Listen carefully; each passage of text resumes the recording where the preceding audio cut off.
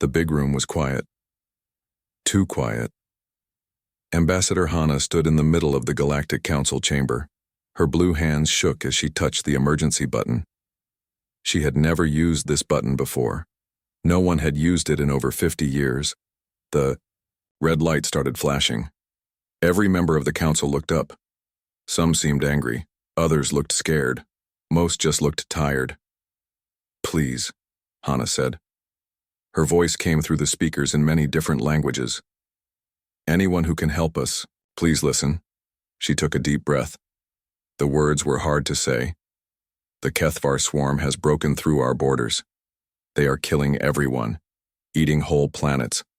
37 worlds are gone. 200 million people are dead. The room stayed quiet. But it was a different kind of quiet now.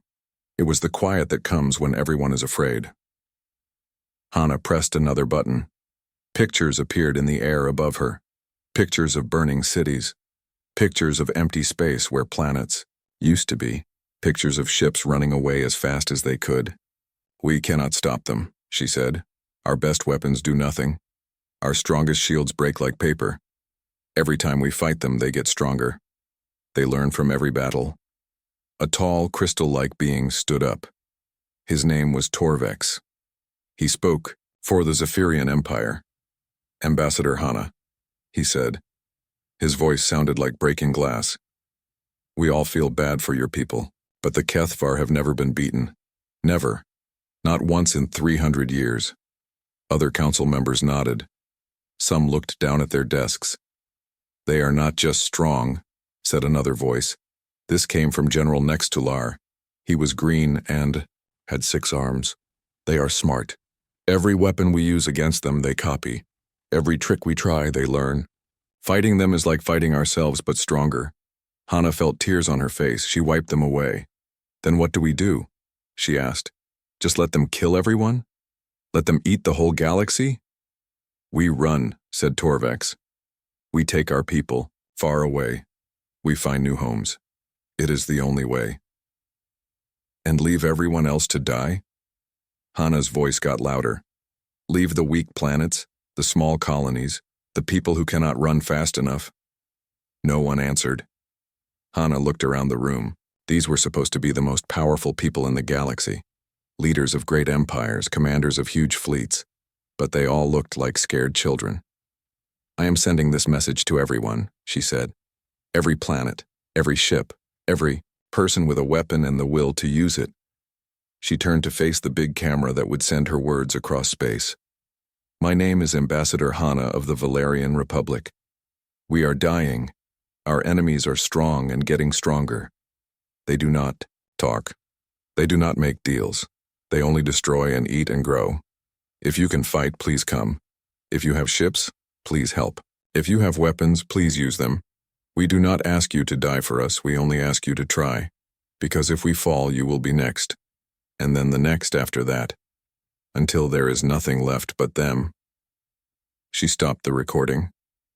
The message would now travel to every corner of the galaxy. To planets she had never heard of. To people she had never met. Most would not answer. She knew this. Most would hide or run or pretend they never got the message. But maybe someone would come. Maybe someone would try.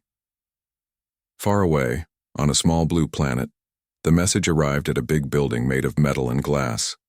The building sat next to a large port where ships came and went. The sign on the building said, Earth Defense Command. Admiral Kim Dae-ho was drinking coffee when the message played on his screen.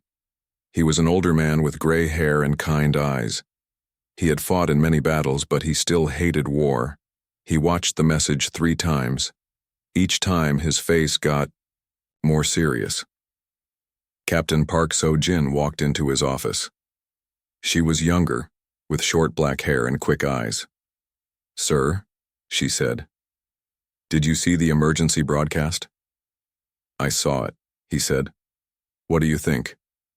Kim Dae-ho stood up and walked to the big window. Outside he could see Earth's defense ships. They were not the biggest ships in the galaxy, they were not the fastest, but they were his ships, with his people inside them. "I think," he said slowly, that we have work to do. Sir, with respect, this is not our fight. We are not even members of the Galactic Council. Most aliens do not even know we exist. Kim Dae-ho turned around. His face was calm, but his eyes were hard. Captain, how many people live on Earth? 8 billion, sir. And how many people lived on those 37 dead worlds? Park So-jin was quiet for a moment. About 200 million, according to the message. So if we do nothing and the Kethvar keep moving, how long before they reach us? She did not answer, but he could see she understood. Get me Fleet Command, he said. All of them. Emergency meeting in 1 hour. Sir, are we really going to do this? Are we really going to fight monsters that the whole galaxy is afraid of? Kim Dae-ho picked up a picture from his desk. It showed a little girl with a big smile, his granddaughter. Captain, do you know what? My granddaughter asked me yesterday. No, sir. She asked me why people fight. I told her that good people fight to protect others. She asked me what happens if the good people are scared. I did not have a good answer then. He put the picture down. But I have an answer now. When good people are scared, other good people stand up. That is what we do. That is who we are. Park So-jin nodded. I will call the meeting, sir. As she left, Kim Dae-ho looked out the window again. The stars were coming out. Somewhere up there, people were dying. Somewhere up there, monsters were winning. But not today. Not if he could help. But he pressed a button on his desk. This is Admiral Kim Dae-ho to all fleet commanders. Code Red meeting in 1 hour. We have a job to do. The message went out to every Earth ship, every space station, every military base. In 1 hour, they would decide the fate of humanity. And, maybe if they were brave enough and smart enough and lucky enough, they would decide the fate of the galaxy too. The Kethvar swarm thought no one would come. They were about to learn how wrong they were. The Kethvar swarm was eating its 42nd world when something strange happened. The hive sensors picked up new ships coming toward them, ships that were not running away. Hive Mind Commander Kesithara felt confused. This was a new feeling. The Kethvar did not usually feel confused. They felt hungry. They felt strong, but not confused. The approaching ships were weak. Their energy was low. Their weapons looked old. Yet they kept coming. Foolish creatures, Kesithara said to the other hive minds. They do not know what we are. The bioships of the swarm floated in space like giant black insects. Each one was as big as a city. Their hulls were part metal, part living flesh. They had grown fat eating planets. Then a message came through space. The words were translated by the ship's computer. Unidentified fleet. This is Admiral Kim Dae-ho of the Earth Supreme Fleet. You have killed innocent people. You have destroyed peaceful worlds. Stop now or we will stop you. The message made the hive minds laugh. It was like a mouse threatening a dragon. These humans. Kesithara said the word like it tasted bad. Do they not know we have destroyed armies 1,000 times stronger than theirs? Another hive mind spoke. Perhaps we should teach them fear. Yes, Kesithara agreed. Send 100 ships. Show them what happens to those who challenge us. The Kethvar bioships moved forward. They were beautiful and terrible. Their weapons charged with green fire. Their armor rippled like living skin. Admiral Kim Dae-ho stood on the bridge of his flagship, the Soul's Pride. Around him, his crew worked quietly. They were scared, but they did their jobs. Sir, said Captain Park So-jin, enemy ships approaching. 100 contacts. Only 100? Kim Dae-ho said. They are not taking us seriously. Should we be insulted? Asked Commander Shin Hai-wan. She was at the weapons station. No, Kim Dae-ho said. We should be grateful. Captain Jang, are your destroyers ready? Captain Jang Woo-jin was commanding a squadron of 12 destroyer ships. His ships were small and fast. They carried old-fashioned weapons that most aliens thought were useless. Ready, sir, Jang said over the radio. My crews are loaded for bear. What does that mean? Asked Park So-jin. It means we are ready to hunt something big and dangerous, Kim Dae-ho explained. The Kethvar ships came closer. They were huge. Each one could have eaten Yang's destroyers for breakfast. But size is not everything. All ships, Kim Dae-ho said. Remember what Captain Cho learned? They move in patterns. Break the patterns and you break their advantage. The first Kethvar ship fired. Green energy beams shot across space, but the human ships were already moving. They scattered like birds, each one going in a different direction. The Kethvar had never seen this before. Most species fought in neat lines. They used energy weapons that could be predicted and defended against. But humans were different. Captain, Jiang's destroyers came in from 6 different angles. Their weapons were not energy beams, they were solid chunks of metal fired at incredible speed. Railgun rounds, kinetic penetrators. Old-fashioned bullets made for space. The first railgun round hit a Kethvar ship in the side. The bioarmor that had stopped energy weapons for 300 years cracked like an eggshell. Black blood leaked into space. Kesethara felt something. New again. This time it was pain. Impossible, the hive mind said. Our armor adapts to all weapons, but the armor could not adapt fast enough. More railgun rounds hit home. The human ships were too small and too fast to target easily. Then came the fighters. Commander Nam Yun-soo led 200 small fighter craft. Each one carried a human pilot, with quick reflexes and crazy courage. They flew like their ships were part of their bodies. The Kethvar targeting systems tried to lock onto them. But human pilots did not fly in straight lines. They rolled and spun and dove. They flew patterns that made no sense. Fox 1, Nam Yun-soo called out. She fired a missile at a bioship's sensor cluster. The missile was not fancy. It was just explosive wrapped in metal, but it hit where it hurt. The bioship stumbled in space like a blind giant. More human fighters swarmed around the Kethvar ships. They were like angry hornets attacking bears, small but deadly when they worked together. But the real surprise came when the human Marines arrived. Lieutenant Colonel Oh Si-hun commanded the 43rd Space Marine Battalion. His soldiers wore heavy armor and carried weapons that could punch through steel. Their job was to board enemy ships and fight inside them. Most species could not do this. Kethvar ships were full of acid air and poisonous gases. The temperature was hot enough to cook most aliens alive, but humans had grown up on a world with harsh weather and deadly environments. They knew how to survive anywhere. Boarding pods away. Oh Se-hun called out. 20 small ships shot out from the human cruisers. They were shaped like arrows and moved fast. Each one carried 10 Marines ready to fight. The boarding pods punched through the bioship hulls. The Marines jumped out, their weapons ready.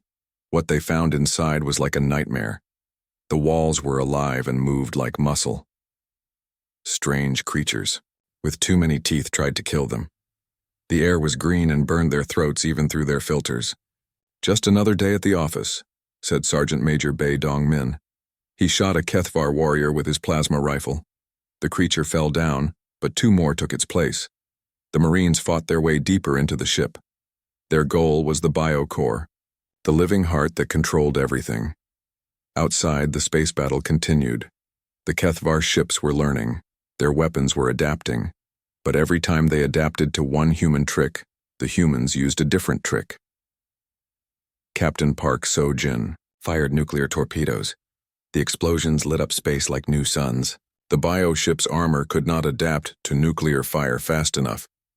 Commander Shin Hai-wan used electromagnetic pulse weapons. The EMP scrambled the bioship's nervous systems. They floated in space, confused and helpless. For the first time in 300 years, Kethvar ships were dying. Kesethara felt fear. Real fear. These humans were not like other species. They did not follow the rules. They did not fight fair. They fought to win. Retreat, Kesethara ordered. Fall back to the main swarm, but it was too late for some ships. Lieutenant Colonel Oh Se-hun and his Marines had reached the biocore of the ship they had boarded. Plant the charges, Oh Se-hun told his soldiers. We are taking this thing down from the inside. The explosions tore the bioship apart. It died screaming in frequencies that hurt to hear. The surviving Kethvar ships fled. They moved faster than they had ever moved before. They were running from humans. On the bridge of the Soul's Pride, Kim Dae-ho watched the enemy retreat. His ship was damaged. Many of his people were hurt. But they had won. "Sir," said Park So-jin, "we did it. We actually did it." "This was just the beginning," Kim Dae-ho said. "They were not expecting us. Next time will be harder." But across the galaxy something important had happened. Species that had been hiding heard the news. The Kethvar could be beaten. The humans had proved it. For the first time in 300 years, the galaxy had hope, and the Kethvar had fear. The meeting room was full. Every chair was taken. The big screen on the wall showed a map of space. Red dots marked where the Kethvar had attacked. There were too many red dots. Admiral Kim Dae-ho stood at the front of the room. Around the table sat his best officers: Fleet Admiral Lee Jin-woo from Luna Base, Captain Cho Min-ah from the Scout Division, Commander Shin Hai-wan from Mars Station, and many others. "Ladies and gentlemen," Kim Dae-ho said, "you all saw the message. The galaxy is under attack. No one is helping." "Sir," said Lee Jin-woo. He was a big man with scars on his hands from old battles. "Our ships are good, but we are not talking about pirates or rebels here. These Kethvar things destroyed 37 planets." "I know," Kim Dae-ho said. "That is exactly why we have to try." Captain Cho Min-ah leaned forward. She was small but tough like a knife. "What do we know about them?" Kim Dae-ho pressed a button. New pictures appeared on the screen.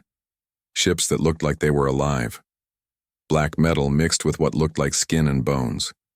"Not much," he said. "They appeared 300 years ago. They eat planets and grow stronger. They learn from every fight. No one has ever beaten them in a real battle." "Wonderful," muttered Commander Shin Hai-wan. She had red hair and a sharp tongue. "So we are going to be the first to try and the first to die." "Maybe," Kim Dae-ho said. "But maybe not. Captain Cho, I want you to take your fastest ships and find out more about these enemies. Stay hidden. Watch them fight, learn their tricks." Cho Min-ah nodded. "Yes, sir. When do I leave?" "Tonight. Take the Swift Arrow and her sister ships. Be careful." He turned to Lee Jin-woo. "Admiral, I need you to gather every ship we have. Everything that can fight, everything that can fly." "How many ships are we talking about?" Lee Jin-woo asked. "All of them." The room went quiet. All of them meant the entire Earth Defense Fleet. Every battleship, every cruiser, every destroyer, even the old ships that were supposed to be retired. "Sir," said Commander Shin Hai-wan, "that would leave Earth with no protection." "If we lose this fight," Kim Dae-ho said, "Earth will not need protection, it will be dead." Dr. Yu Hai-rim raised her hand. She was not a soldier. She was a scientist who studied aliens. Her job was to understand how other life forms worked. "Admiral," she said, "I would like to study any pieces of Kethvar ships we can find. If we understand how they work, maybe we can find a way to hurt them." "Good idea, Doctor. Take whatever you need." For the next 6 hours they made plans: where to get supplies, which ships to send first, how to talk to their crews without scaring them too much. But news travels fast in space. Soon, every human colony knew what was happening. Earth was going to war against monsters. Some people were scared. Some people thought their leaders were crazy. But most people understood. This was what humans did. When others were in trouble, humans helped. Captain Park So-jin was in charge of getting the fleet ready. She worked 18 hours a day. Her teams loaded weapons, fixed engines, and filled fuel tanks. "Ma'am," said Lieutenant Kim Bo-ra. She was young and new to the fleet. "The crew of the New York wants to know if they will see their families again." Park So-jin stopped what she was doing. "What did you tell them?" "I told them I did not know." "Good. Do not lie to them, but also tell them this. We go so that their families can live. We fight so that Earth can be safe. That is worth the risk." Meanwhile, Captain Cho Min-ah and her scout ships were flying through hyperspace. They were heading to the edge of Kethvar territory. Their job was dangerous. If they were caught, they would die. But they had to know what they were fighting. 3 days later, they found a battle. The Kethavar were attacking a small colony world called Haven 7. The planet had only 2 million people. They had no strong weapons, no big ships, just farms and cities and families. Cho Min-ah watched from far away as the Kethavar ships came down from space. The ships looked hungry. They landed like giant insects and began to eat the buildings. Eat the ground. Eat everything. Captain, said her weapons officer. His name was Lee Tai-min. We have to help them. We cannot, Cho Min-ah said. Her heart was breaking, but her mind was clear. We are 3 small ships. They have 50 big ones. We would die and learn nothing. She was right, but it hurt to watch. The Kethavar ships grew bigger as they ate. Their armor got thicker. Their weapons got stronger. But Cho Min-ah saw something else, something important. Look at how they move, she told her crew. They are fast, but they move in patterns, like a dance. If we could break the pattern. She recorded everything, every movement, every weapon, every weakness she could find. Back on Earth, the fleet was almost ready. 847 ships, from huge battleships that could crack moons to tiny fighters that could hide in asteroid fields. Admiral Kim Dae-ho walked through the docks. He saw welders working on hull plates. He saw gunners loading missiles. He saw pilots checking their engines. All of them knew this might be their last day on Earth. But none of them complained. None of them quit. Admiral, called a voice. It was Chief Petty Officer Kang Bo-ra. She was old for a soldier, with gray in her hair and wisdom in her eyes. Yes, Chief? The crew wants to know. Do we have a plan? Kim Dae-ho smiled. We have several plans, Chief. Most of them will probably not work. And if none of them work, then we make new plans. That is what humans do. We adapt. We survive. We win. That night, Kim Dae-ho sat in his quarters. On his desk was a letter from his granddaughter. She had drawn a picture of a spaceship with the words, "Come home safe, Grandpa," written in crayon. There was a knock on his door. Captain Park So-jin came in. Sir, we just got word from Captain Cho. She is coming back. Says she has important information. Good. How long until the fleet is ready? 12 hours, sir. Kim Dae-ho nodded. 12 hours. Then they would leave Earth and fly toward the greatest danger the galaxy had ever known. Captain, he said. Do you think we are doing the right thing? Park So-jin was quiet for a moment. Then she said, Sir, my daughter asked me the same question my son asked you. Why do people fight? I told her what my father told me. Good people fight because someone has to. And what if we lose? Then we lose fighting for something good. That is better than living by doing nothing. Outside, Earth's moons were rising. Soon Earth's children would leave home to fight monsters in the dark. They did not know if they would win, but they knew they had to try. Because that is what humans do. News of the human victory spread across the galaxy like fire. On refugee ships running from the Kethavar, people stopped their engines and listened to the reports again and again. The humans won, whispered a Valerian mother to her children. The monsters can be beaten. Commander Shin Hae-won was building a base on the planet Korval 3. The Kethavar had eaten half the world before the humans arrived. Now human engineers were turning the other half into a fortress. Ma'am, said Chief Engineer Kang Bo-ra. The defense platforms are online. We have missile batteries on every hill, gun towers covering the sky. Shin Hae-won nodded. She was tired. They had been working for 10 days without rest, but every hour they worked meant more people would live. Good, she said. The Kethavar will come back. When they do, we will be ready. She was right. The swarm was angry. They had lost ships to these humans. Ships that had been growing for decades. Ships that could not be replaced quickly. Hive Mind Commander Kesethera called the other commanders together. Their meeting place was a ship the size of a moon. It was black and covered with spikes. It looked like a giant sea creature made of metal and hate. These humans are different, Kesethera said. Our adaptive armor does not work against their weapons. Then we will use more ships, said another hive mind. We will send 1,000 ships, 10,000. We will cover the stars with our numbers. Yes, Kesethera agreed, and we will learn.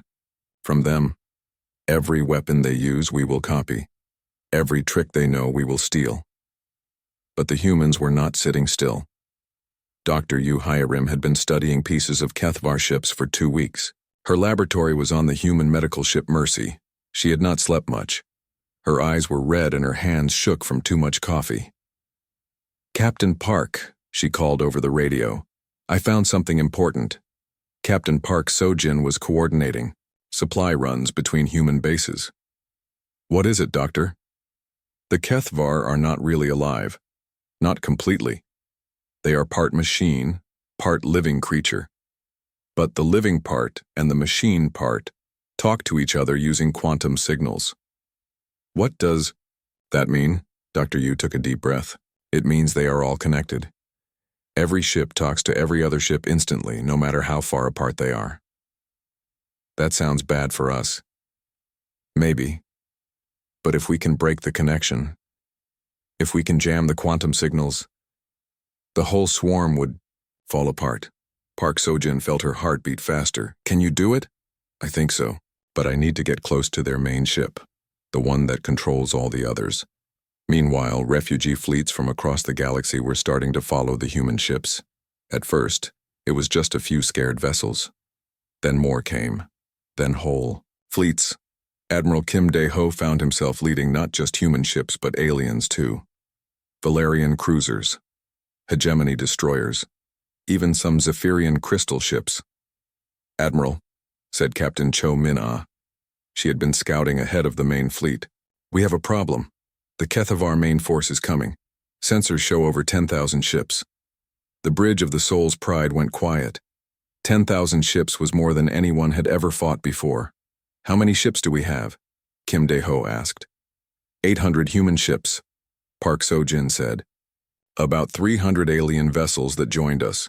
Total of 1,100 ships. So they outnumber us 9-1, Kim Dae-ho said. Those are not good odds.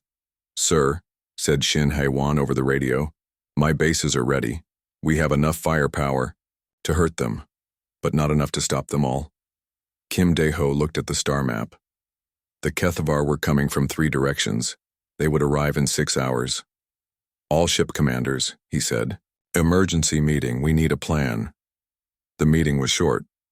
Everyone knew the situation was bad. But humans do not give up easily. We cannot win a straight fight, Kim Dae-ho said. So we will not fight straight. Dr. Yu, how close do you need to get to their command ship? 5 kilometers, she said. Close enough to scan their quantum network. That is suicide, said Commander Nam Yun-soo. Their command ship will be in the center of their fleet, surrounded by thousands of other ships. Then we make our own path, Kim Dae-ho said. Operation Indomitable Spirit. We punch through their lines, get the doctor close enough to do her work, then we punch back out. And if we cannot punch back out? Asked Captain Jang Woo-jin. Kim Dae-ho was quiet for a moment. Then we make sure the doctor's work gets done anyway. The Kethavar arrived exactly when the sensors said they would. Their ships came out of hyperspace like a black cloud. There were so many that they blocked out the stars. Kesethara felt confident again. These humans had won one small battle. But this was war, and war was about numbers. Attack, Kesethara commanded. Show them what happens when insects challenge gods. The human fleet moved to meet them, but they did not charge straight ahead. Instead, they spread out. Some ships went left, some went right, some went up, some went down. The Kethvar tried to surround them, but humans are good at making chaos. While the swarm ships chased some human vessels, others attacked from behind. Captain Park Sojin led a group of fast ships against the Kethavar left flank. Her crews sang old Earth battle songs as they fired their weapons. Commander Nam Yun-soo's fighters made suicide runs against the biggest bioships. They flew through enemy fire like it was rain. Many died, but they took enemy ships with them. Captain Jang Woo-jin's destroyers hit and ran. They would appear, fire everything they had, then disappear into the darkness of space. But the real goal was in the center. Kim Dae-ho's flagship and its escort ships were fighting their way toward the Kethvar command vessel. The Soul's Pride shook under enemy fire. Explosions lit up the bridge. Smoke filled the air. "Hull breaches on 5 decks," reported Chief Engineer Kang Bo-ra. "Life support failing in sections C through F." "Keep us together," Kim Dae-ho ordered. "Dr. Yu, how much longer?" 3 more kilometers, she said. She was working at a console that sparked every time the ship was hit. "I can almost see their quantum network. It is beautiful and terrible." A Kethvar bioship rammed into their side. The impact threw everyone to the floor. Alien warriors started cutting through the hull. "Boarding parties," shouted Park So-jin. "Marines to sections D and E." Lieutenant Colonel Oh Se-hun and his remaining Marines fought the aliens in the corridors. The battles were close and bloody, but the Marines held their ground. 2 kilometers, Dr. Yu said. "I can see it now. The quantum network. It is like a web connecting every ship." "Can you break it?" Kim Dae-ho asked. "I think so, but I need 30 seconds without interruption." The Soul's Pride was dying around them. But they were close. So close. "All ships," Kim Dae-ho said. "Protect the flagship. Whatever it takes." And they did. Human ships and alien ships that had joined them formed a wall around the Soul's Pride. They took hit after hit. Many exploded. But they held the line. 20 seconds. Dr. Yu said. 10 seconds. 5. Now. She pressed the button. Dr. Yu Hyarim watched her readings with wide eyes. The device she had built was sending out waves that could not be seen or heard. But their effect was immediate. Across the galaxy, every Kethvar ship suddenly went silent. The bioships that had been moving like sharks through space became still. Their weapons stopped firing. Their engines went dark. The living parts of their hulls stopped moving. Hivemind Commander Kesethara felt the network break. For 300 years, every Kethvar had been connected to every other Kethvar. Now, suddenly they were alone. "What is happening?" Kesethara tried to call to the other Hiveminds, but no answer came. The quantum web that had made them strong was gone. Without the network, the bioships could not think properly. They were like computers with their wires cut. They floated in space, helpless and confused. On the bridge of the Soul's Pride, everyone stared at the screens. The enemy fleet that had been trying to kill them was now just floating metal. "Did we win?" asked Captain Park So-jin. She could not believe it. "I think we did," said Admiral Kim Dae-ho, but his voice was tired. The battle had cost them much. Half their ships were gone. Many good people had died. Dr. Yu Hee-rim was crying. "It worked. The quantum network is completely broken. They cannot fix it." Around them, the surviving human and alien ships began to cheer. Their voices came through the radio from dozens of different species. "Earthship Soul's Pride, this is Valerian Cruiser Hope's Light," came a voice. "Thank you.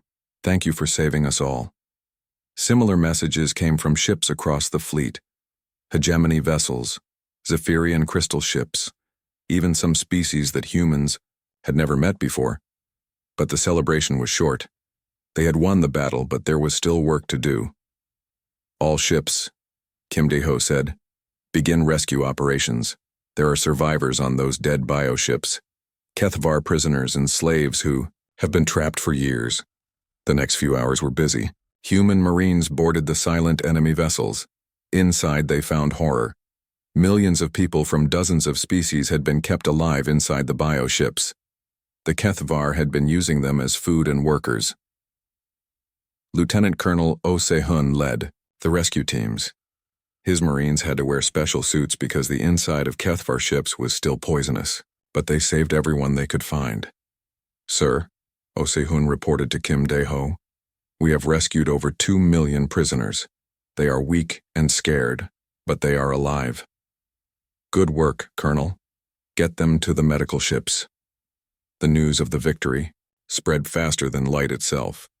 On every world in the galaxy, people heard the same message. The Kethvar swarm was dead. The humans had done the impossible. 3 days later, the Galactic Council called an emergency meeting. Ambassador Hana stood in the same chamber where she had begged for help. But this time, she was not alone. Next to her stood Admiral Kim Dae-ho. He wore his best uniform, but it still showed scars from the battle. "Members of the Council," Hana said, "I present Admiral Kim Dae-ho of the Earth Supreme Fleet, the man who saved the galaxy." The council chamber was packed. Every species in known space had sent representatives. They all wanted to see the humans who had done what everyone thought was impossible. Torvex, the crystal being from the Zephyrian Empire, spoke first. "Admiral Kim Dae-ho, on behalf of the Zephyrian Empire, I offer our deepest thanks. We were wrong about your people." General Nextular, the six-armed military advisor, nodded. "Your tactics were unlike anything we had seen. You fought without following any of our rules of war. It was brilliant." Kim Dae-ho stood at the speaker's platform. He looked tired but proud. "Members of the council," he said, "my people did not fight for glory. We did not fight for rewards. We fought because it was right. Because when someone asks for help, you help them." He paused and looked around the room. "The Kethvar are gone, but there will be other threats. Other times when the weak need protection from the strong. When that happens, Earth will be ready, and we hope you will be ready too." Ambassador Hana stepped forward. "I propose that the human civilization be given immediate membership in the Galactic Council, with full voting rights and military command authority." "Seconded," said Torvex. "Agreed," said General Nextular. "Approved," said dozens of other voices. The vote was unanimous. For the first time in galactic history, a species was admitted to the Council without going through the usual process. The humans had earned their place with blood and courage. After the meeting, Kim Dae-ho walked through the space station's observation deck. Through the big windows, he could see the Earth fleet. His ships were battered and scarred, but they were still flying. Captain Park So-jin joined him. "Sir, the crew wants to know when we are going home." Kim Dae-ho smiled. "Soon, Captain. But first we have to help rebuild what the Kethvar destroyed. There are planets to heal, people to relocate. It will take time." "The crew will not mind," Park So-jin said. "They know this is important work." "And Captain?" "Yes, sir?" "Send a message to Earth. Tell them we are coming home. Tell them we did what we set out to do." The message traveled across space to the small blue planet where it all began. In schools and offices, in homes and factories, people heard the news and smiled. Earth's children had gone to fight monsters in the dark, and they had won. Admiral Kim Dae-ho kept the picture of his granddaughter on his desk. When he looked at it now, he had an answer to her question about why people fight. Good people fight because someone has to, because when evil appears, someone must stand against it, because protecting others is what makes us human. The galaxy had learned something important. They had learned that humans do not give up. They do not run away. They do not let others suffer when they can help. Most importantly, they had learned that sometimes the best heroes are the ones no one expects, the ones who come from small planets and unknown species, the ones who fight not because they are the strongest, but because they care the most. The Kethvar had thought no one would come. They were wrong. Earth's Supreme Fleet had taken the stage, and the galaxy would never forget.